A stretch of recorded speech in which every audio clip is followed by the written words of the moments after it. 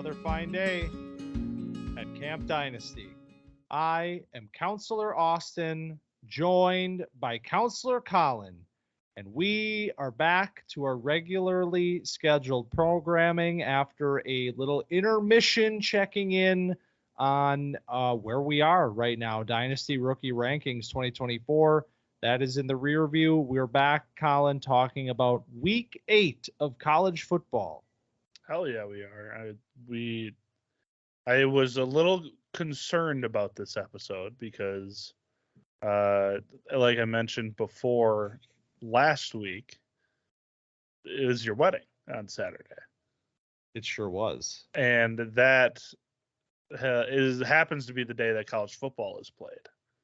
So we had to consume all of our college football after the fact. But I think that we did a pretty good job, and I think we're gonna, sum up the week quite nicely with these badges.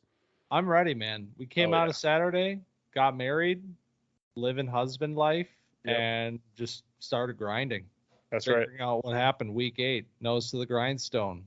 And we did. I mean, while we were getting ready, we did have a game or two on. Yeah, definitely. Ohio State, Penn State was happening in the room. It was a thing.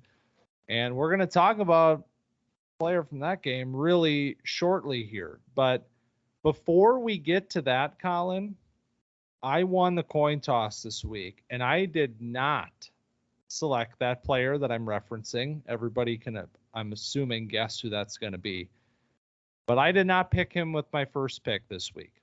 I picked a player who got about 5 seconds of love on the midseason rankings episode last week. At the very, very end, after nearly 2 hours of breaking down our top 12s for the upcoming draft, I slipped in a comment and said, Bucky Irving, real player, gonna be one of my guys. And 1 week later, I'm giving Bucky Irving a badge here at Camp Dynasty. He's getting the dual threat badge from me because Bucky Irving is a running back, but he is also a receiving threat at the running back position. And this was something in 2022 that really popped off the screen when I was watching Bucky Irving before the season. You see his shiftiness, you see his explosiveness, and you see his ability to get mixed up in the pass game. And it's a very exciting recipe. But the player, 5'10", 195, so a little bit on the smaller side, not sure what to do with them. But, man, Bucky Irving has had an unbelievable season thus far in 2023. This week against Washington State, 15 carries for 129 yards and 2 touchdowns on the ground, plus 3 receptions for 51 yards and another touchdown. Big game both ways, and what a great player. I said when I was watching, I was like, man, is Bucky Irving a real player? Because we were, there's a little bit of concern, I would say, with the undersized Oregon players. It's a little bit of a, maybe it's scouting the helmet a little too much. I think that's really what it comes down to. Is we've seen guys come out that are explosive, that look great in Oregon's jerseys for more than one reason, and they come out into the NFL and it's not really what you expect or want it to be. But I mean, Bucky Irving has a ton of juice, and he can make people miss easily. It seems like there's just guys in the open field stand no chance one-on-one, and he showed that against a safety in this game where he just completely decimated him in the hole, see ya, and then ended up scoring on that play. And just a fluid pass catcher. I think he might be the best of both worlds in this class, where we've been trying to pick through these running backs and find out who is our best guy, and Bucky Irving is probably the best receiving back out of the top of this class. So you combine what he can do on the ground and then what he can do in space with his receiving ability. He's got good hands, and he transitions from a pass catcher to a runner really seamlessly, and then he just goes and makes it happen. So I mean, maybe he got snubbed in the midseason episode. I mean, but there's a lot of good players. There's a lot of good players, and that's why I had to sneak them in, because I don't want anybody to think that right now my eyes are not on Bucky Irving, because they were before the season. This was a player that was right outside of my top 5 running backs coming into the year. He was my number 6 running back in the preseason. But like you said, 195, you got to see what is he going to be? What can we project him as at the NFL level? And one of the themes, obviously, of this season in the NFL is that some of the undersized players that we liked a lot at Camp Dynasty last year, like Tank Dell, Devon Achane, those sorts of players, look at them right now. Look at them thriving in the NFL. So I think okay, one of them's hurt. Yep, we get it. But hey, that is your Dynasty rookie asset number 2 right now in this class as of this weekend. So just saying. But Bucky Irving, man, the size is mattering to me less and less every week, seeing what he's able to do. And honestly, I mean, because we haven't talked about him like this as of yet here, background on this player. I mean, this is a 4-star recruit from 2021, committed to Minnesota as in 2021, and played at Minnesota as a true freshman. And had 132 carries for 696 yards and 4 touchdowns as a true freshman there. Transfers to Oregon and has over 1,000 yards rushing last season, plus another 297 receiving. So you talk about the quick start, the quick production. He's done it. We got all of that working for him. And now we see him kind of handling this workload that they're giving him. I mean, it's been about 15 carries a game here. He had 22 in that big game against Washington. They're putting a lot on his shoulders, and he is excelling in all of those areas. So I'm more and more, man, every single week, I'm going to stop letting 195 live in my mind, and I'm just going to rank this player where the skill shows me that he should be. And we talked about give him the dual threat badge, talked about what he can do through the air. And you might say he only had 297 yards last year. He's already got 204 this year. And he's already got 26 receptions. He had 30 last year. So, midway through the season, he's already looking every bit as good as he did last year and then some. And his receiving touchdown in this game against Washington State, pretty good. All gas, baby. I mean, Bo Nix finds him on the left side, and he just turns it on and finishes that play for a touchdown. I mean, and also I wanted to note on that play, the screen pass, Justin Herbert's brother, Patrick, throwing an excellent block, number 88, tight end. So shout out little Justin. But yeah, it's crazy that once upon a time Bo Nix played against Justin Herbert. And now he's playing with Justin Herbert's younger brother at Justin Herbert's alma mater.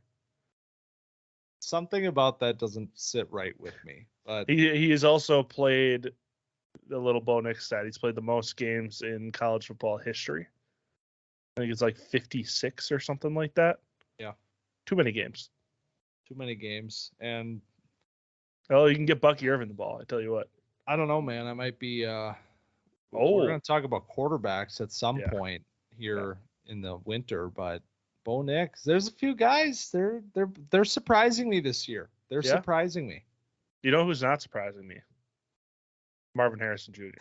Hey, there it is. Segue. I'm giving Marvin the King Me badge because played Penn State And they have a guy on their side, Kalen King, a cornerback, number 4. And Marvin Harrison put up a nice 11 catches, 162, and a touchdown in a matchup that, you got to go up against the top corners to prove who you are. That's going to happen again potentially in the NFL someday. Right. And it looked like it favored Marvin pretty heavily. Now, it's not exactly like that because they're not lining up one-on-one every play. He did have a few catches on him. I mean, that's true, but it is a lot of zone coverage. It wasn't exactly one-on-one, but Marvin being Marvin, man, just getting open. I would like him to break a tackle. That's about all I got. Here we go. It's always we gotta break more tackles, man. That's it's what true. We were saying about Achan. Hey, but hold on a second. Was it the gray pants, or does it look like Marvin is adding a little bit of mass in the lower body? I don't even know where to go. I don't even know where to go with that. You're not looking at the thighs. I wasn't looking at the quads. No, I wasn't checking out the backside in the gray pants. I can't say I was. Well, that's. I respect that you have that take, and I'm gonna go look now. I don't know. Marvin Harrison ass. Okay. Well, I didn't. That's what you meant. Yeah, it is. I went to the Ohio State website, the player profile, just to see if they updated his weight at all, see if he maybe added 5 pounds or something. He didn't. He's still listed at 205. But what I did see while I was there is that they have the bullet points under each player, like here's who they are and all their stats and stuff. First bullet point Ohio State has for Marvin Harrison Jr. is just Marvin is wide receiver 1. That's it. He doesn't look a whole lot thicker to me. Okay, maybe I was you're just entranced. Yeah, I guess that's probably what it was. He did have one really nice contested catch. We were talking about his contested catches 2 weeks ago, I think. Maybe it was last week, and we were like, oh, we'd like to see him complete a little more, like a little bits on Kyle McCord's accuracy. It's tough to haul him in when he's throwing them kind of low or whatever, but he had a really nice one on King, and that was like, okay, yep, we're going King me. And it just feels like every third down you can throw it to him and you'll get the first. It's just every time he catches the ball, it's like 12 yards. And it doesn't feel that easy for a lot of players to just get 12, 13 yards and maybe more.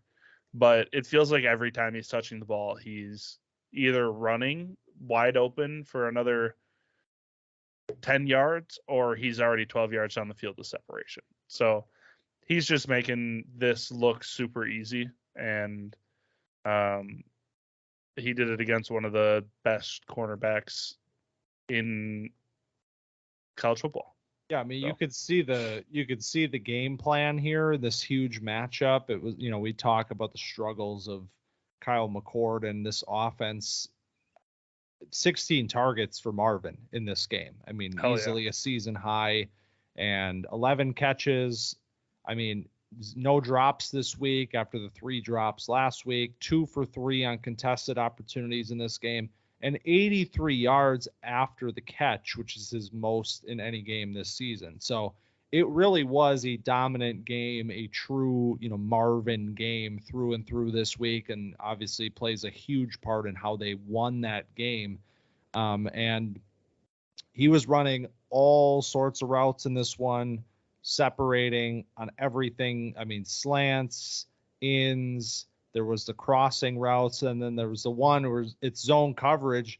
He's across from King, and King drops back into the zone, and immediately he sees him start on the drag, and King's like pointing, like, look over here. And it was too late. And that was the play that he scored on. So Yeah, it was a vintage Marvin game, if that exists, only a year and a half into this player's real tenure here, but a reminder that he is who we thought he was. It seems like after the Notre Dame game, it was like, okay, we need to get him at the very least 10 targets, and it's been at least 13 targets every game since. Yeah.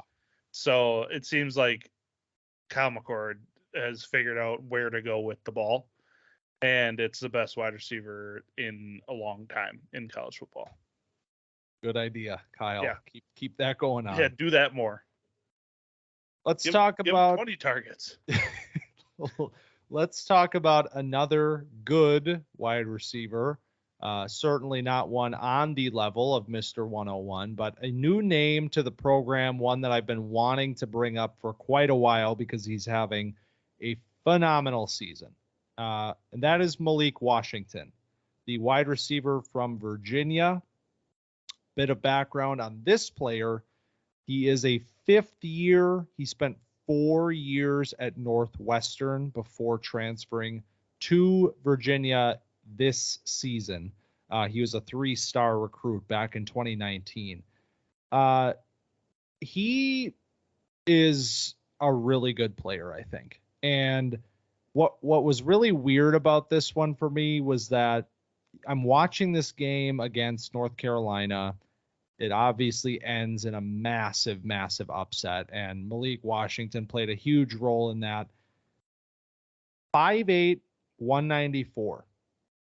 And I'm watching Washington work out of the slot, and I'm watching the powder blue unis across from him, and I'm just kind of going back in time just a little bit to 2022 when we watched a slot receiver from North Carolina who we liked quite a bit. And I'm not going to say that Malik Washington is Josh Downs. That is in no way what I'm trying to say here, but I'm just trying to say that I think he's a really good player. And 12 catches, 14 targets this week, 115 yards, and a touchdown, which ultimately was the game winner, where he broke a tackle and then carried like 3 guys with him into the end zone, just willing his way into the end zone. And that is why I'm giving him the backpack badge for more reasons than one. Not only was he carrying North Carolina players like backpacks on him, but he backpacked Virginia in one of the biggest wins in that program's history.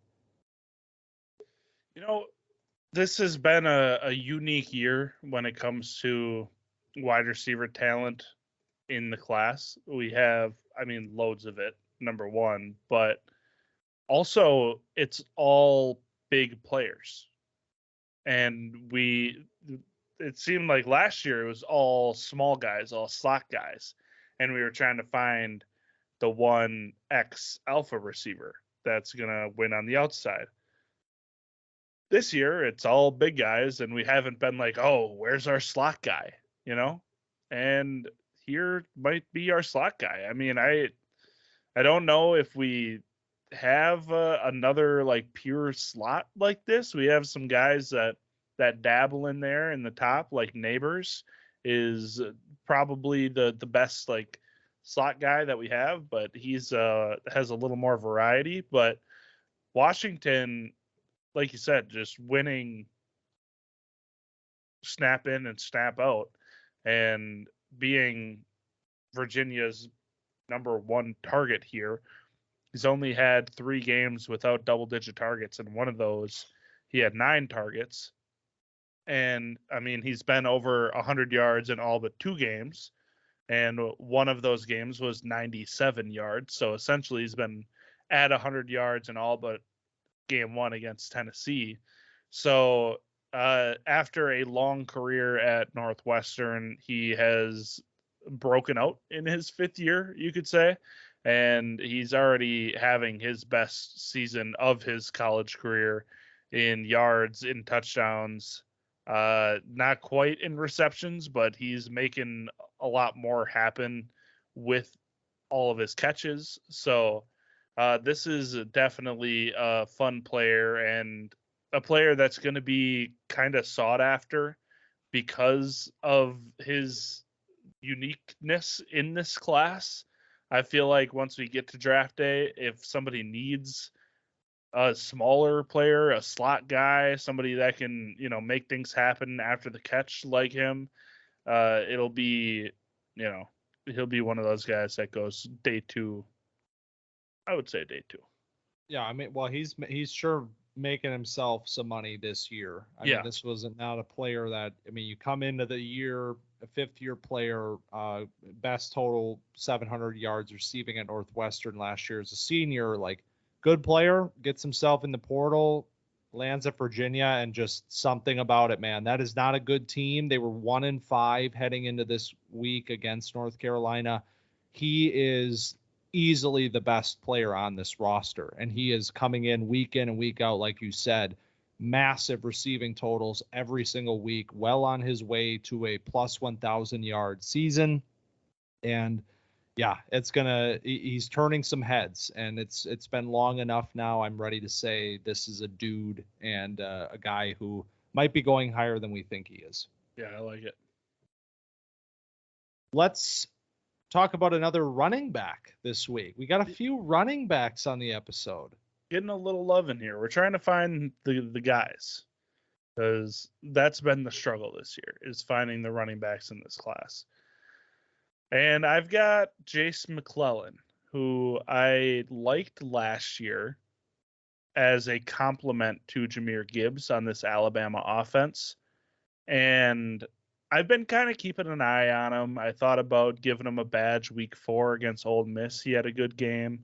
But we had a pretty loaded slate that week. And now in week 8, he became the hammer for this Alabama offense. Had 27 carries, 115 yards, and a touchdown.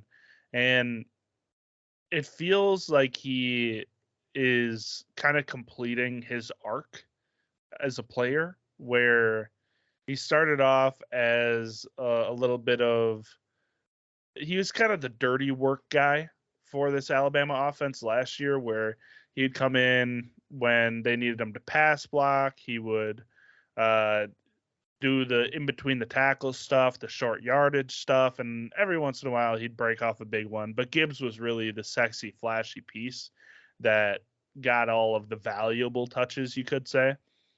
But this year, McClellan has been the primary running back in most of Alabama's games. And in this one, he was the featured piece of the Alabama offense, and he delivered.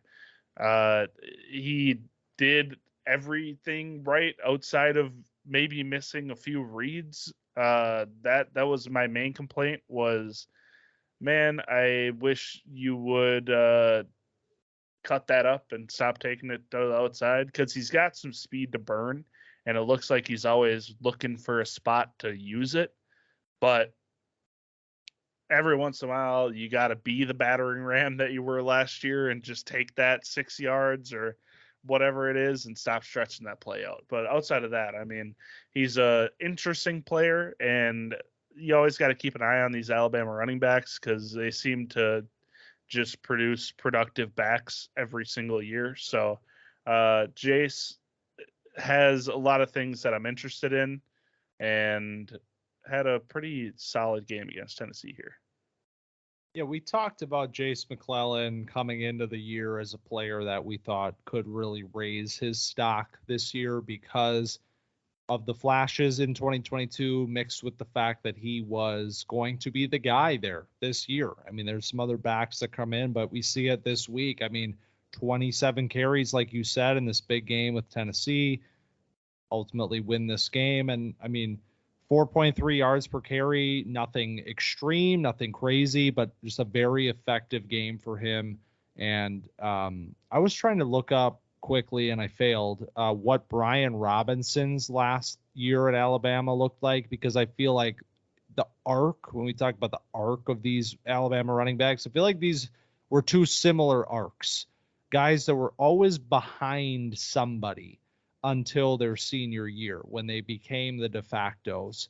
And McClellan easily on his way to setting career highs and everything. I mean, he's already surpassed carries for one season, up to 123 this year, and should be eclipsing his yardage total shortly, if not next week. So, yeah, I got Brian Robinson pulled up here, and it is pretty similar. Brian Robinson was at Alabama for 4 years before his 5th year, where he had 1,300 yards.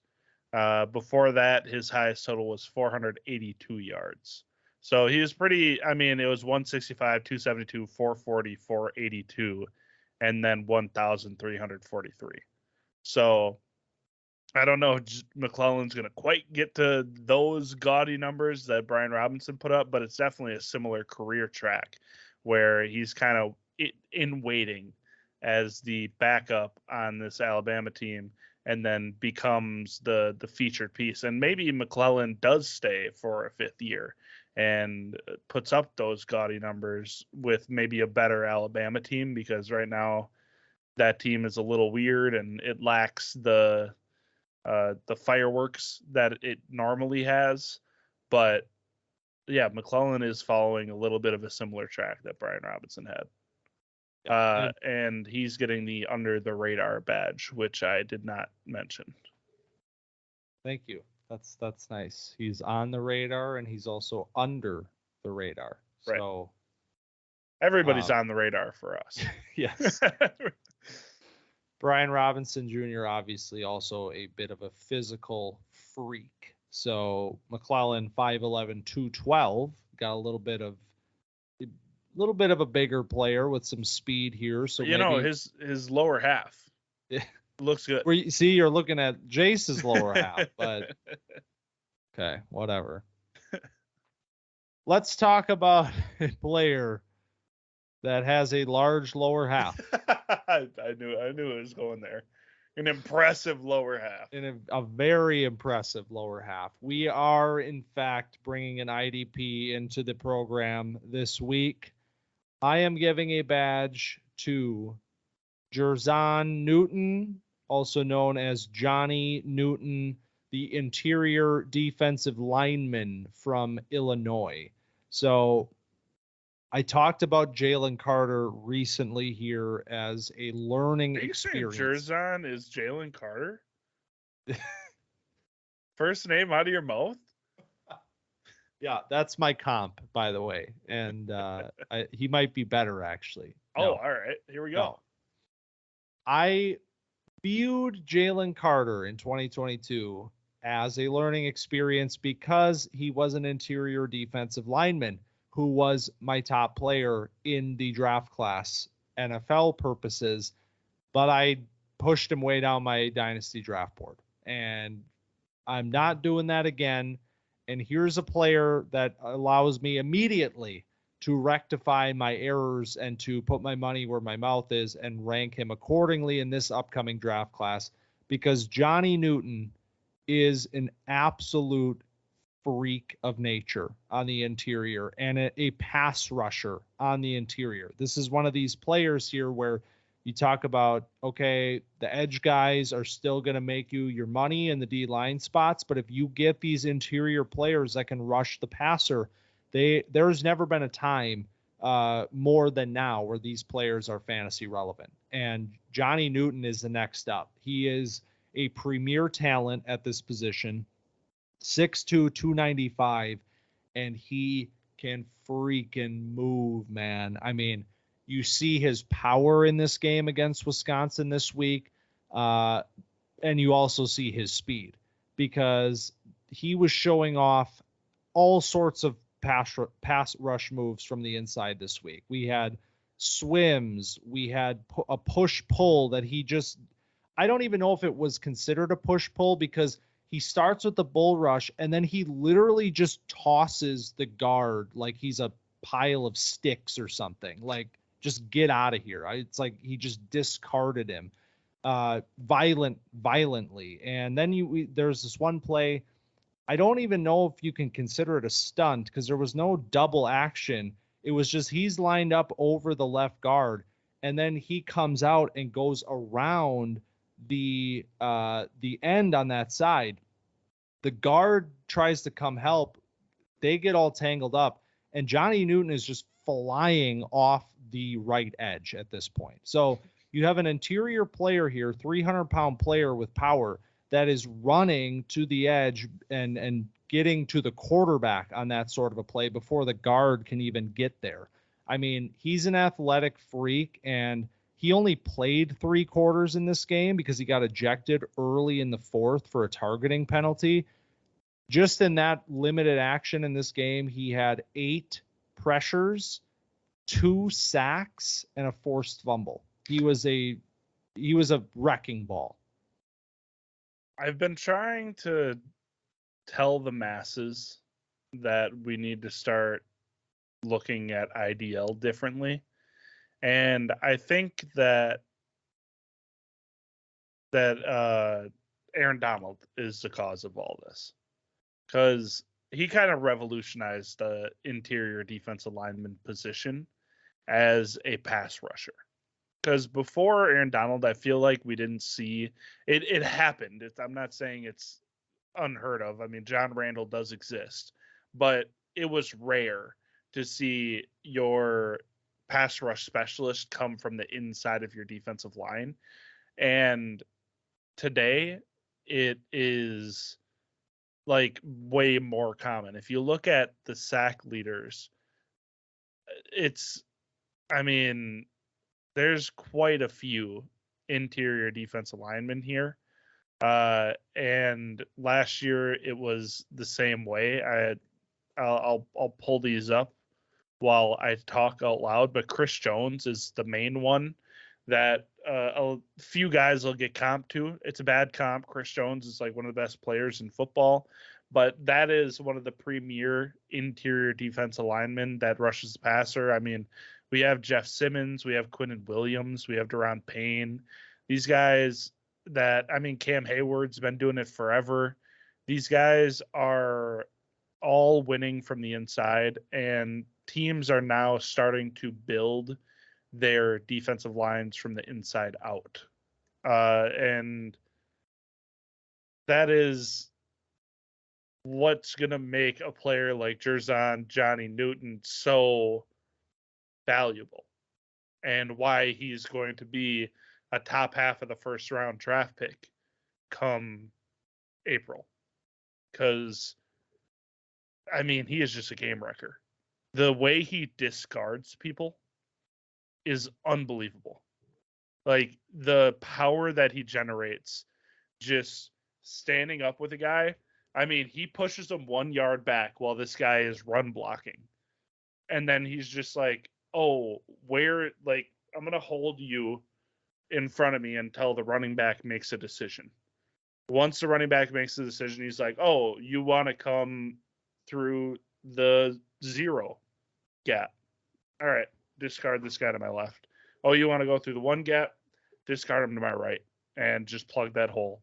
And then the pass rush stuff is also very impressive. So, I mean, he is just an absolute monster on the inside and a game wrecker. So stop disrespecting the IDL. This is for the general public. I know that you are making your amends right now, and we are going to move into an era where maybe we can get DT spot back at Sleeper HQ.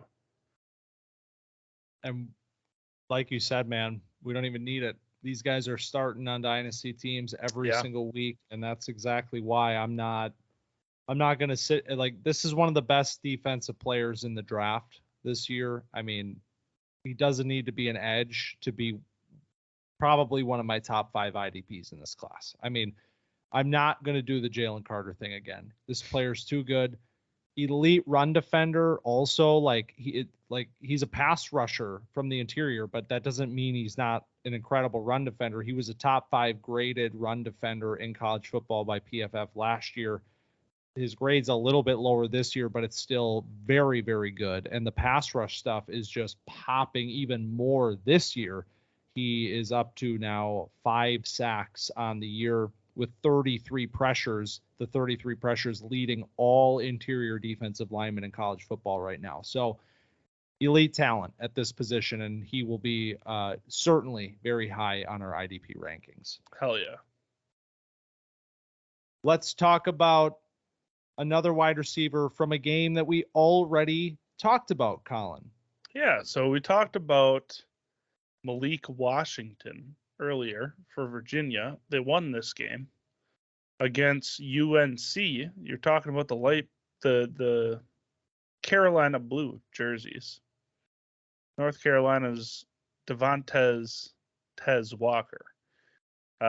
So he's been with this team for 3 weeks after tumultuous transfer situation, we could say.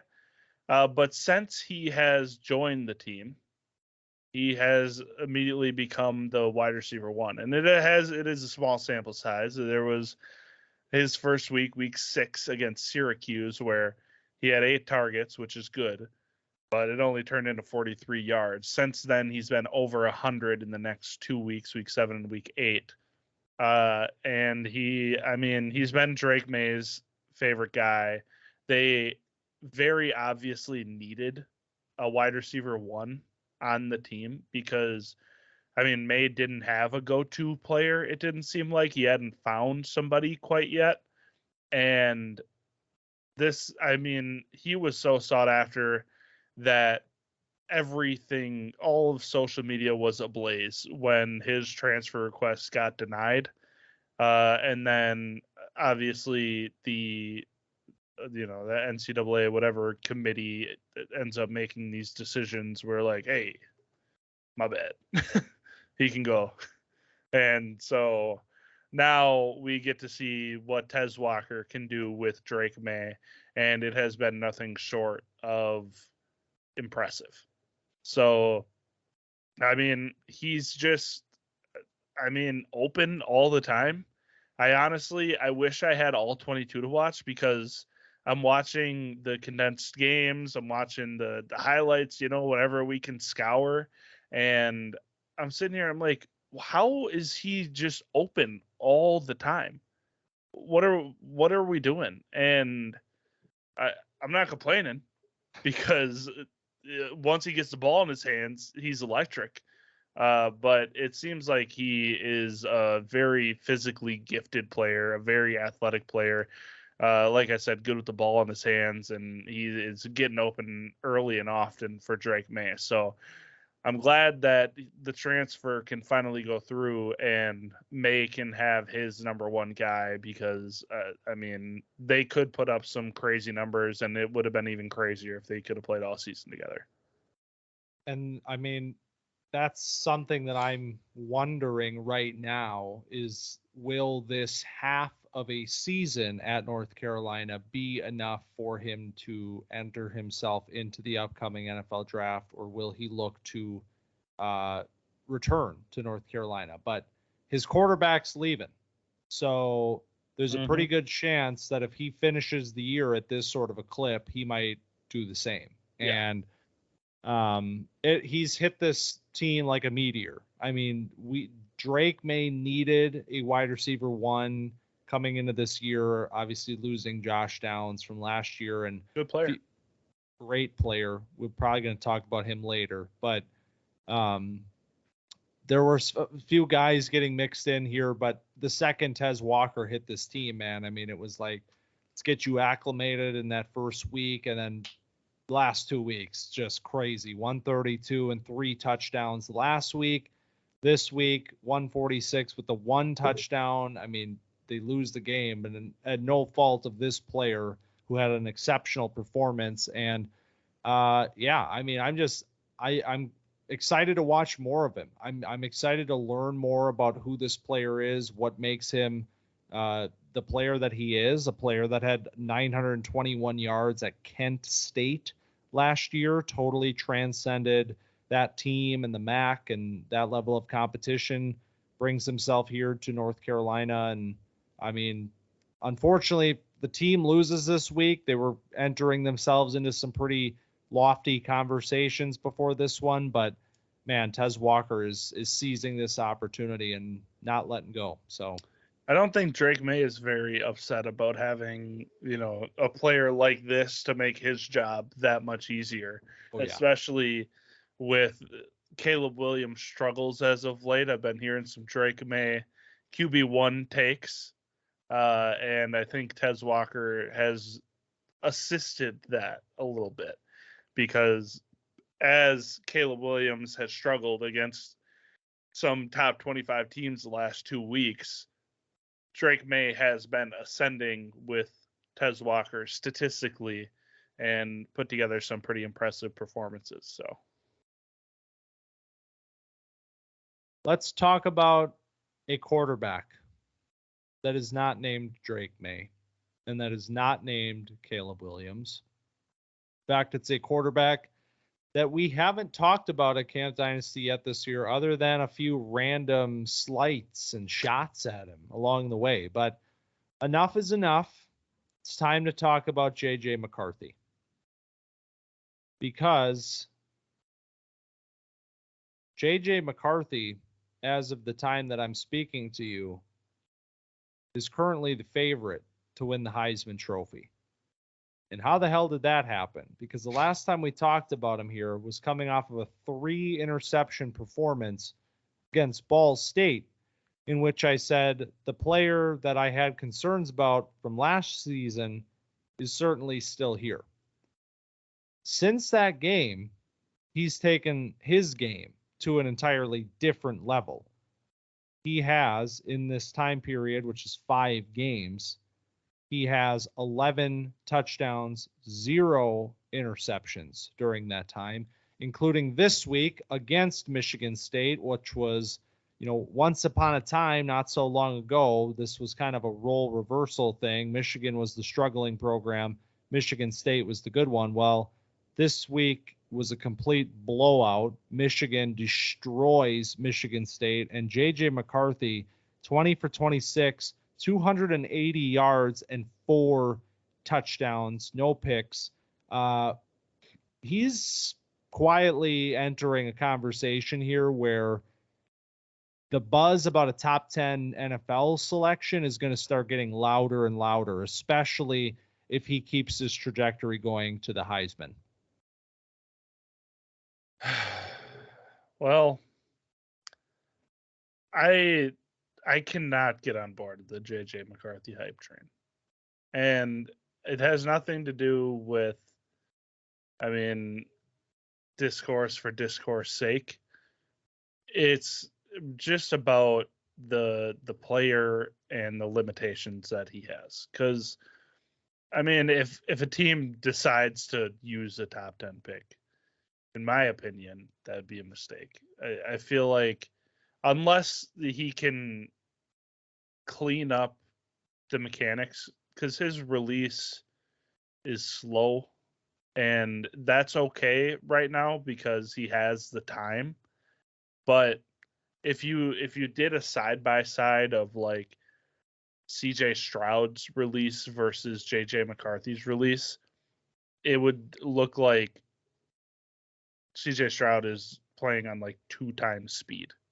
Because the issue is he's got this, it's almost like a baseball release where he's bringing it all the way back here and then winding it forward. And that's how you get strip sacked in the NFL if you get drafted to a bad team that doesn't have a left tackle that's going to support your blind side. And the arm talent's a little bit limited. So I don't want to come on here and be like, JJ McCarthy is a bad player, because he's not. But I just don't know if there's NFL, like a starting caliber NFL future for this guy if it's not, plug and play in a Shanahan system like we've seen a few other limited quarterbacks. So first and foremost, I think we skipped a couple of badge handouts here. I don't think I gave one for Johnny, and I don't think I didn't give one for Tez. So I didn't. Yeah, we're just rolling through these guys. Rolling, man. Johnny's getting unblockable, just for reference sake. JJ is getting the improviser badge because there's 2 sides to this game for me. And so before I even say anything, prefacing this, it's going to take film grinding to understand these quarterbacks right now. There's too many names right now outside of Caleb and Drake. I don't feel equipped to necessarily give definitive takes because this was a player that I did not like coming into this year. The 2022 film I thought was very subpar, and he needed to take massive steps forward for me to feel comfortable with these sorts of conversations. Statistically, college football wise, like, yeah, he's having a great year and he's turning it around. I don't know what that means from an NFL projection quite yet for myself, but this week there was a lot of improvising. There was a lot of on the run stuff, and there was a lot of really nice throws on the run in this game. It was a very clean game all around. The mechanically things to work on, but I think the arm talent is fairly solid. I think the arm strength is good. I think he can get it there quickly. And one thing I noticed though in this game, 178 of his 280 yards went to his tight ends. He was like locked on. I don't know if they had matchups. I don't know if they just liked how they were getting those guys matched up play after play, but like it was like getting to the point where it was kind of comical where he was just hitting the tight ends in the middle of the field over and over and over again. But yeah, I don't know, man. JJ McCarthy, we're going to find out, I guess, what this all means, but at least for now, this was a good week. It was a good week. I don't want to like come on here and be like, JJ McCarthy's bad, because I don't want that to be what this is about, because he had a great week and he's having a fantastic season and he might be deserving of a Heisman Award, but I just feel like top 10 is going to be too rich. We have one final badge to hand out for week 8, Collin, and it's going to another running back. Yes. Tez Walker, by the way, was Christmas in October.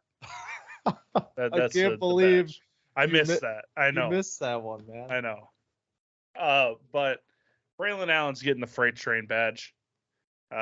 Because, man, this is what I've been waiting for. This is we don't want to run the wheels off the freight train. I know that. We want him to have the NFL future. But with the Badgers as currently constructed, they need number 0 to tote the rock. And he toted the rock this game. 29 carries, 145 yards, and a touchdown. He was just a man on a mission with starting quarterback Tanner Mordecai down this game. Had Braden Locke running the show. And Braylon Allen was like, hey, man, just don't worry about it. Give me the ball. And he looked how he always looks. He looked dominant. He looked faster than you'd think he is. Broke a ton of tackles. I mean, this was Braylon Allen at Braylon Allen's finest.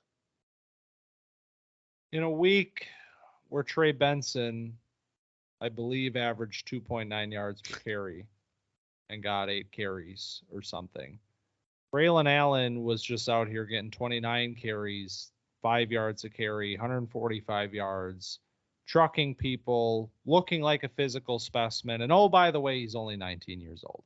Yep. I think we're getting to the point here where we just have to start accepting that A, it's a down running back class, and B, this guy's probably on the top. Because take the whole body of work, all his entire profile, put it all together, plus his elite levels of production for the last what will be 3 full seasons in college football before the age of 20. I mean, he is what you want as a running back. He's not quite at that, we're not going to be, he's not going to end up as a special running back talent. He's not going to be that type of a player, but size, speed, combo, freakiness with room to grow. And, he is the guy, I think. And we're getting close to the end of this season, but I think it's time to start really admitting that to myself, at least. That's where I'm at after this week.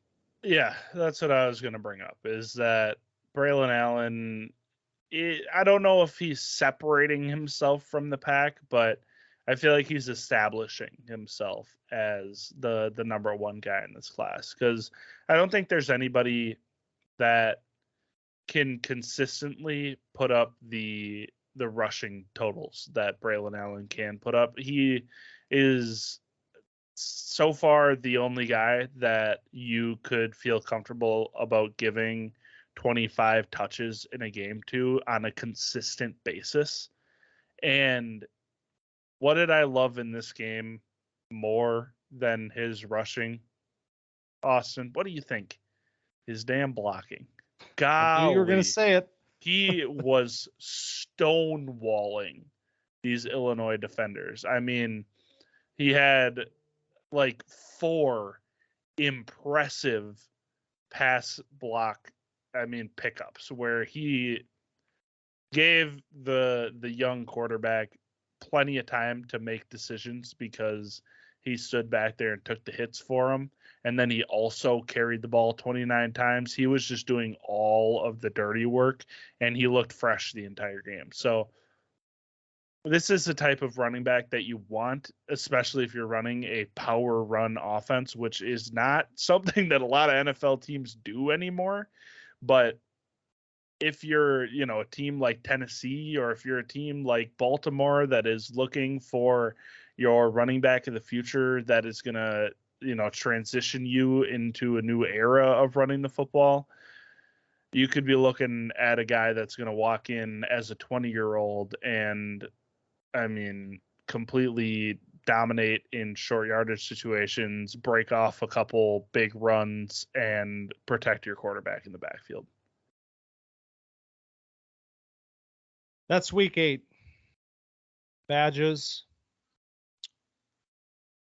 We didn't have to do this last week, but we're going to do it this week because the good news is behind us, and it's time to make the call home.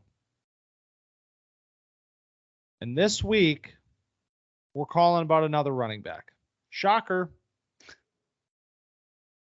This time around, it's a player that we haven't talked about really at all. We hit him on the summer scouting running backs episode very briefly in the honorable mention section.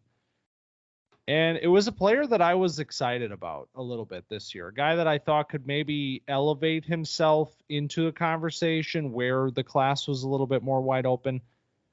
But Will Shipley, Clemson running back, has not really done that. And I will say, this is not the Clemson team that we're used to seeing. This is a very different environment right now in the program. But Will Shipley, Collin, has not had a great season, and this was potentially his worst week of them all. Yeah, I have been a little bit disappointed by Shipley, by Clemson in general, but also Shipley. I wanted him to surprise me this year because when we came on the preseason pod about the running backs, and I was like, I don't understand the draw of Will Shipley, but I want him to, prove me wrong, essentially. I want him to come out here and, be the big dominant running back that he looks like he should be. And I just have not seen it so far this year. Like, he had the big game week 1 against Duke, and I was like, oh, all right, here we are. Maybe this is Shipley season, and I'll have to put him in my top 5, and I'll be feeling conflicted about it. But, when it's there, it's there.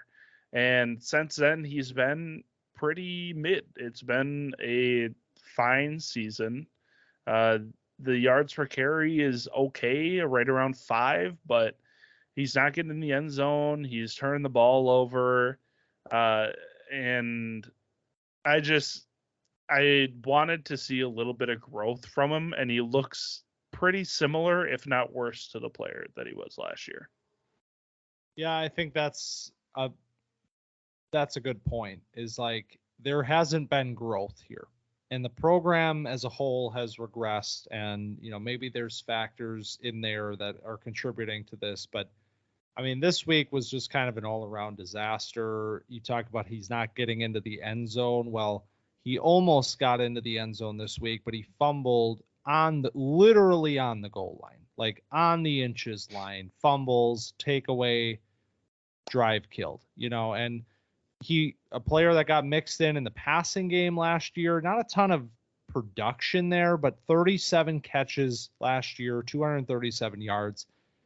Way down this year as well. Only 17 catches so far for only 82 yards in the passing game this year. So all around, he's becoming a tougher projection as a player that could have taken massive steps forward in this class this year. A player with athleticism that had some good tape in 2022.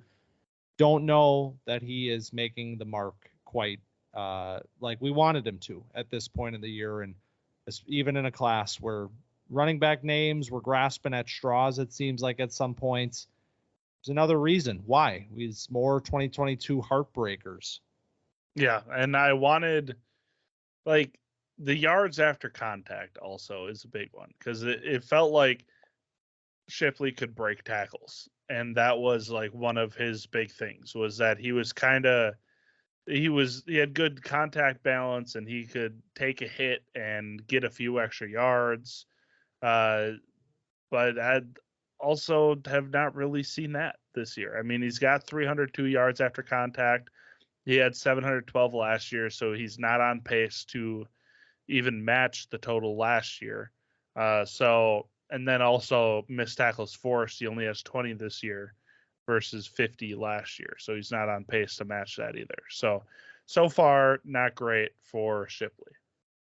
And last thing I want to say, because I know it's going to upset you a lot, really bad pass block rep in this game and got Cade Klubnik attacked. So it's hard to stay on the field when you can't block. Yeah, sorry. It was even a double team. Like the left tackle had the leverage inside, and all Shipley had to do. I hate that when the running back like ruins the pass block rep for the tackle. Yeah, like he got in the left tackle's way instead of just getting to the outside and protecting, like in case the guy disengages off the edge. Like you chip him away from the tackle. He ran into his own tackle, and then the guy got around both of them and got the sack. I hate that. My least favorite thing that running backs do is like they want to get a chip so bad that they'll just do whatever it takes. And it's like, guy, he's got him. Yeah. Just go out in the flat and make yourself available. All right. I think we might have some takes burning a hole in our pockets for this next one, because it's been a couple of weeks, but it's time now to gather around the fire and recollect the campers of old on All Grown Up. So since we've already broached this subject today, I want to start with Josh Downs, a player that we loved. Like, I think as the time passes, you like forget more and more like how you actually felt and where you ranked a player. Josh Downs was my 14th ranked player in the draft class coming into draft season in the summer. He was going as one of the best values in Dynasty drafts at the end of the second. And honestly, he kind of got forgotten about, I think, with the Colts because of being behind some guys, and people were unsure about Richardson at first. And Josh Downs, man, he's the player. He is the player that he showed that he could be on tape. He showed this player for years, and This week, 125 yards with Gardner Minshew at quarterback. I think Josh Downs is here, and I think the buy window is pretty much closed. Yeah, I had him ranked as my number 9 overall player with our final rankings. He's my wide receiver 5. And he is ranked as a rookie wide receiver 8 right now, and I think that's too low. Like, he's behind Johnson, Rashee Rice, Tank Dell, JSN, Zay Flowers, Addison, and Puka. And I mean, I could argue a case where he should be above Johnston. I mean, the Rashee Rice, Tank Dell, they're all in the same tier, I'd say. But he's just such a sound player. He's a trustworthy guy that can make a big play if he has the ball in his hands. You haven't even seen the thing that we were so enamored with pre-draft, and I mean post-draft too. Like, the thing that Josh Downs did so well as a Tar Heel was using his athleticism to win contested catches at his size. Is like, this guy is 5'11", like 190, and he is mossing people. And that's just something that you haven't seen at all from him in the NFL so far. And I haven't really seen any chances for him to do that. So, I mean, maybe we'll get the chance and he'll introduce himself to the NFL world on that level. But so far, he's just been operating as a technically sound slot receiver and completely outperforming. And especially with this Gardner Minshew-led Colts offense, because with Richardson, it was such a low volume passing offense that they didn't like throw the ball enough to let Michael Pittman, Alec Pierce, Josh Downs, plus the tight ends and whatever running backs are getting touches. There just wasn't enough to go around for Downs to show off. And now with Minshew as the quarterback, you get that higher volume of passes. You get kind of a short passing game to mimic the quarterback running game that Richardson brought, and you get Josh Downs getting peppered with a few more targets, and then you see a little bit of this ascension. So, I mean, Minshew is going to be the quarterback for the rest of the year. Richardson's down. So, Josh Downs is going to be wheels up for the rest of the season. So, if you're in a redraft league and he's on waivers, like, go get him. Because he's going to be a guy you can slot into a flex for the rest of the season. And outside of that, I mean, good player. Let me ask you, we're going to play my favorite game real quick with Josh Downs. Josh Downs or Jahan Dotson? Okay. This is not fair. Because I love Jahan Dotson. I know, so do I, and this is why it's a great question. It is a great question. One is really struggling, one is emerging. Both were really talented players in their draft classes. One was a first-round pick. One was a third-round pick. Yeah. Oh boy. Today I would go Jahan over Downs, but so the thing is the future outlook. And I don't know what this passing game looks like with Anthony Richardson at the helm for the future. And the thing that I'm concerned about is that it's going to be a low volume passing offense for a while.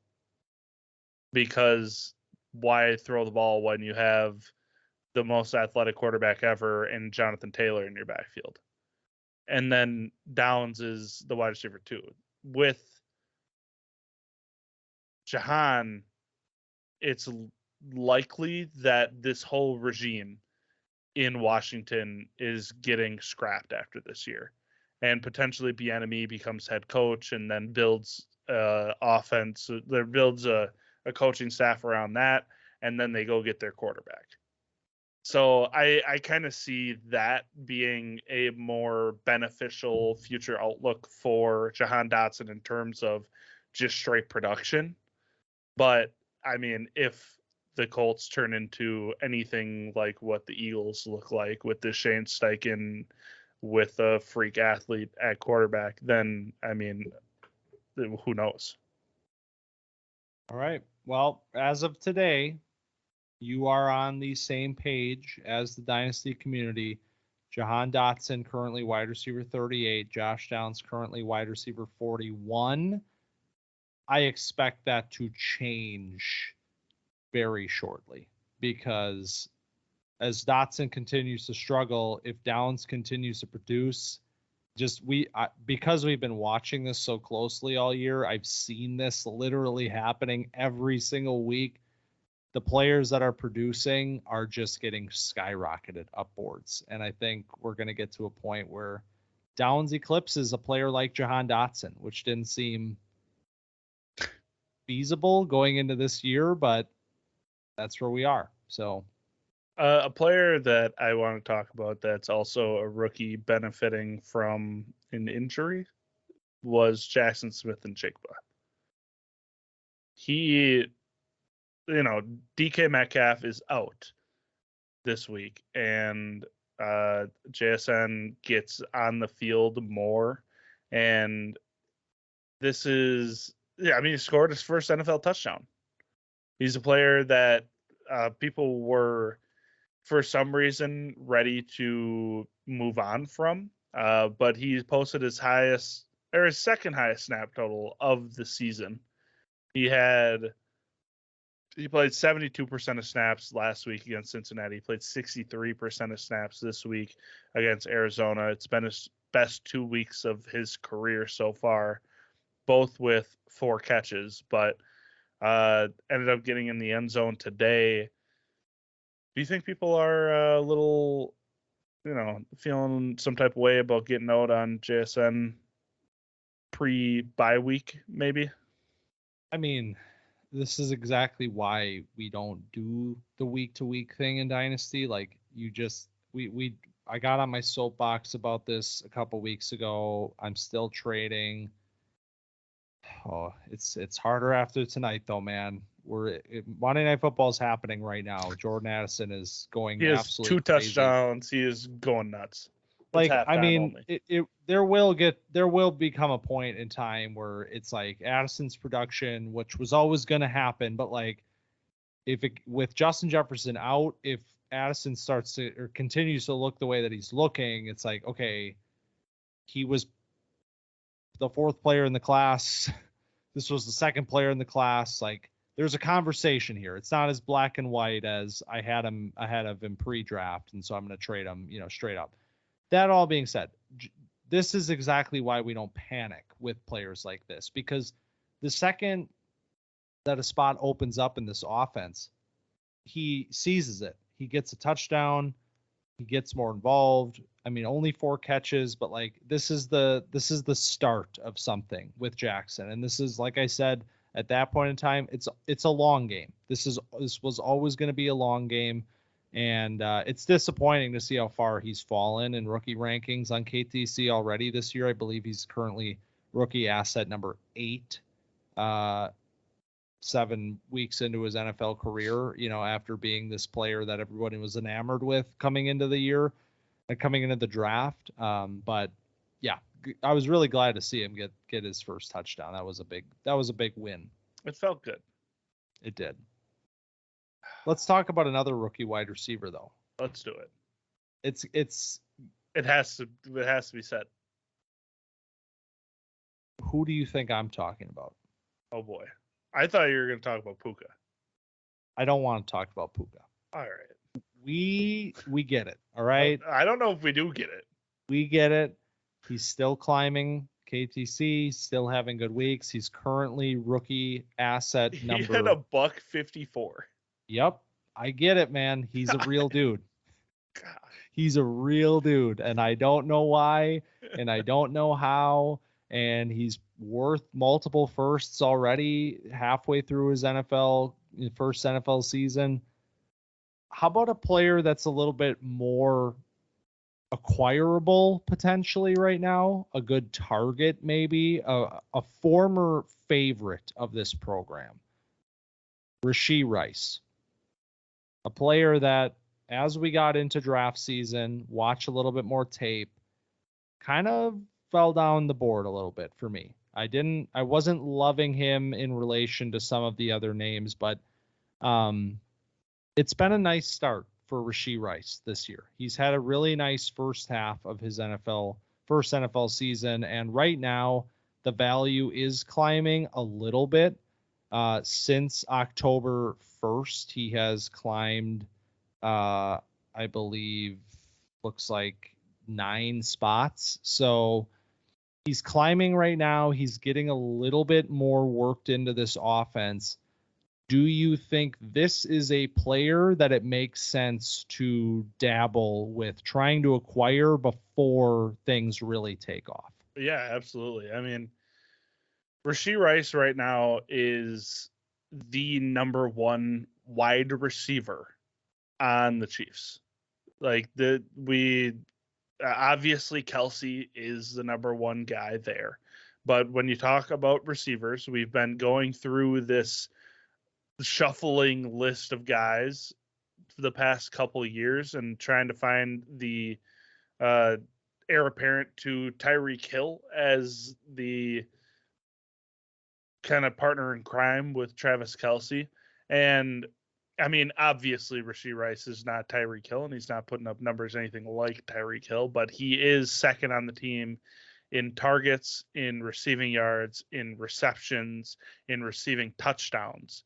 So based on statistics, he is the number 2 target on this offense, and he is the number 1 wide receiver on this offense. And he just played the most snaps of his career. He played 59% of snaps, which is only the second time that he's played over half of the snaps for this team outside of week 3. So he is steadily producing more and more. So buy where he's at now, because I mean, he might, if he continues to ramp up and get more snaps and becomes an every down kind of player, that is when he'll become unacquirable. Because I mean, he has the skill. If he can clean up the hands, because that has been the big issue, and that is what we talked about through his college career. It's like he doesn't have the softest hands. If he can clean that up, I'm sure he'll see even more snaps, and he'll be even more trustworthy from Patrick Mahomes, and he could become a real guy. So if you want to get in on the ground floor, or maybe floor 3 or 4. Yeah, we're on like flight number 2. Yeah. Second flight of stairs. We're gonna get in there quick before we get to the. Yeah, before we get to the top. Look at us, stairs analogies. That's right. I was thinking of an elevator when I was saying it, but stairs is better. I need my exercise. Do you have any other names you want to talk about? I want to talk about all these guys. So I mean, I could do this all day.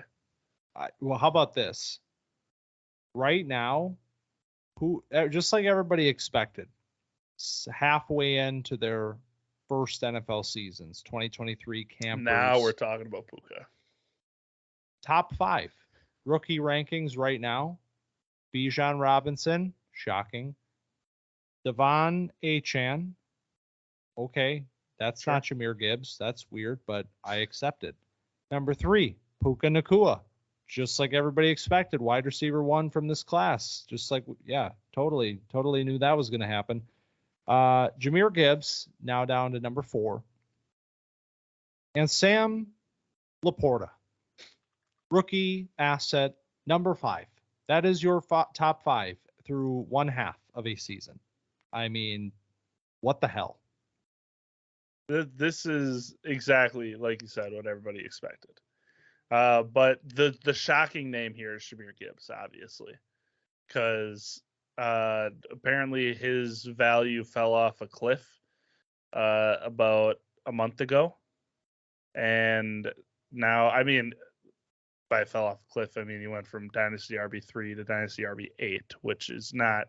It is huge because what are we doing? But it's not huge because it's 5 spots. But he gets the full workload with David Montgomery out and shows exactly who he is. How did he look? How did he look this week? Fantastic. I mean, as advertised, as we might say.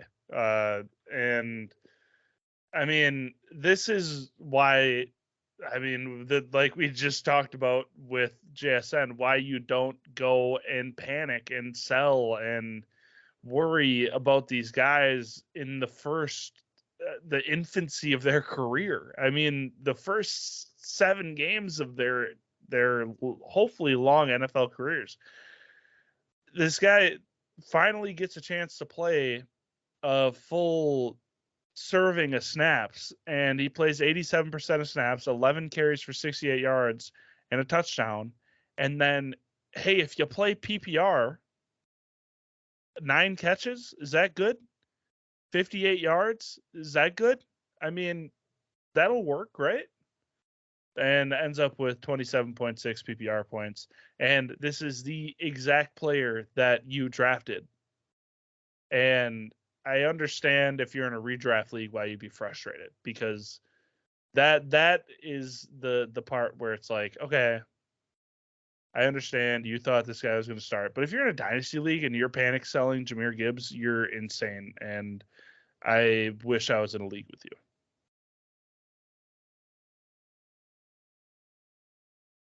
There it is, man. Week 7 of the NFL 2023 campers. What a crew.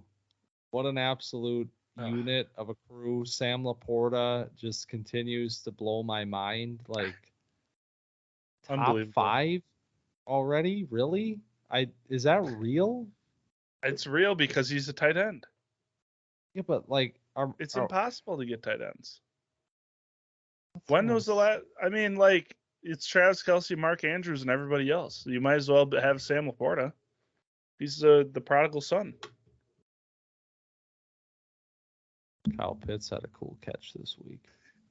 He had a cool catch and a big play. He had like a 40-yard catch. So you need a detox. I don't need to. You do. We're never gonna let it die. I know. Why should I let it die? He's one of the most exciting players I've ever seen come out of the draft in my lifetime. Why should I not talk about him as many times as possible? I'm sorry. Thank you. This is why you need the detox. Thank you. That's week 8, baby. College football continuing to cruise along. We're past the halfway point. We did the check-in last week. If you haven't heard, go check it out. Top 12s. Very different.